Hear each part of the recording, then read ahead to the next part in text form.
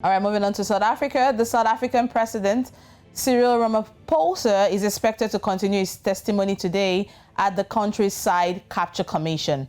Ramaphosa appeared before the Zondo Commission yesterday for a full day of testimony.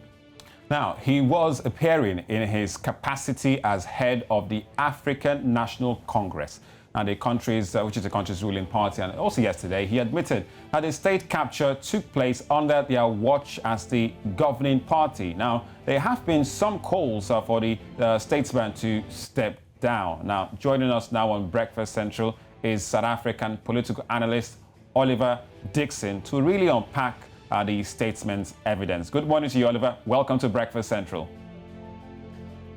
Good morning, Oliver.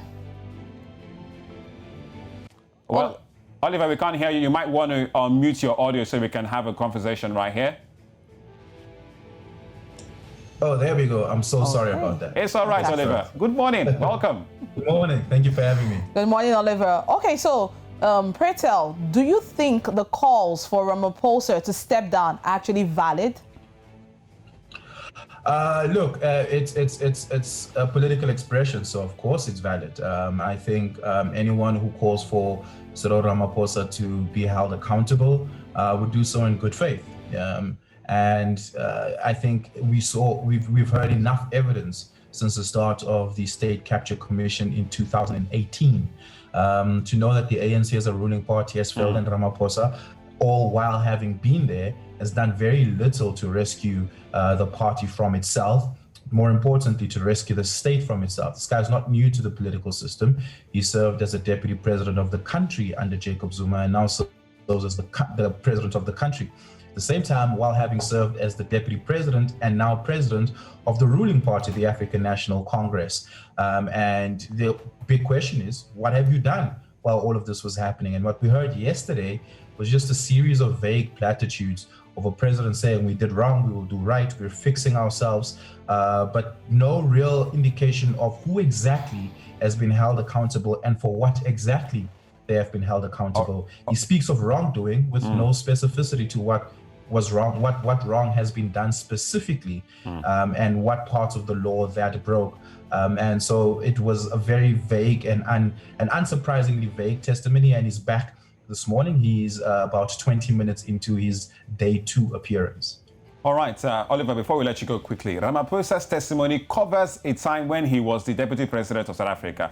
Now, does it really implicate him or make him complicit in this act? And also, what's the public's reaction to the president's appearance in this commission?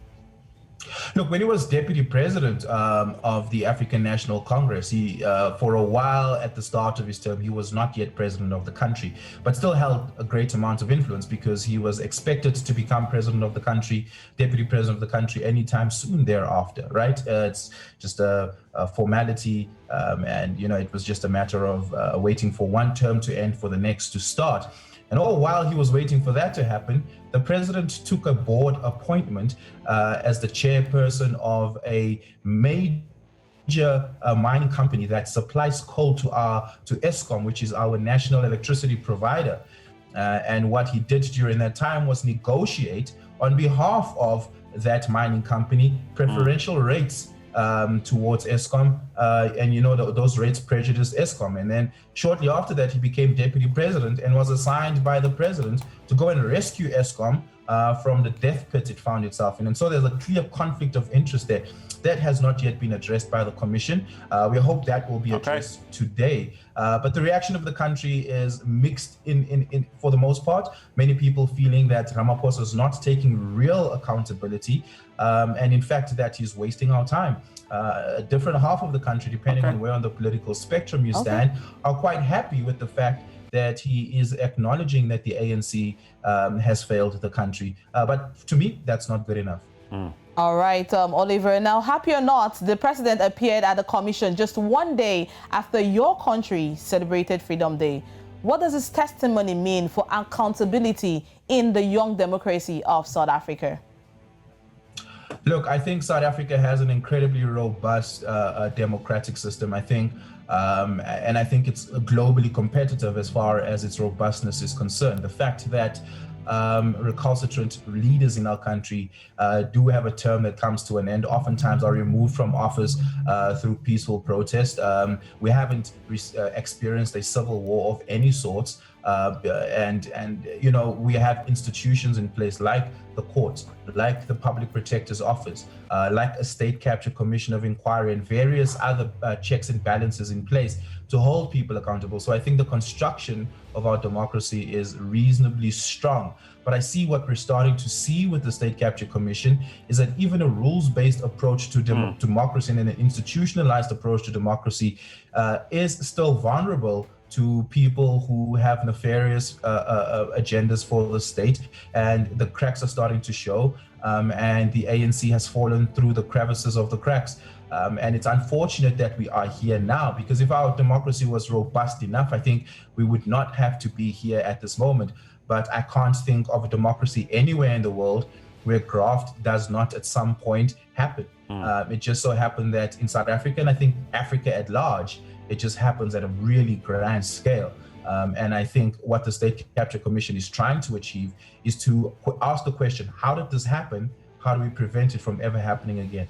All right. Thank you very much, Oliver Dixon. Quite an interesting one. The president appearing in the State Capture Commission as the leader of ANC, the party, ruling party today. But we'd love to have you once again on Breakfast Central. So thank you very much once again, Thank you. Oliver Dixon. Thank you for having me. All right. You are still watching Breakfast Central with Olisa and Oluchi. Still to come on the program.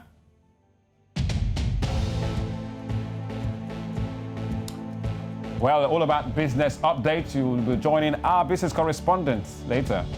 And of course, in the world of sports, Enyimba through to quarterfinals of KFA. And we'll also have the trend wave with Elizabeth Musa with the latest.